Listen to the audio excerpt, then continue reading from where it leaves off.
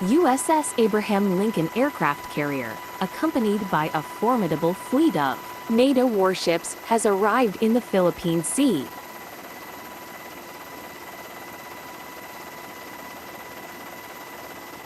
This strategic deployment provides a strong statement of collective defense and commitment to regional security amidst rising geopolitical tensions. The USS Abraham Lincoln CVN-72, a Nimitz-class aircraft carrier, serves as the flagship of a task force consisting of advanced ships from NATO allies.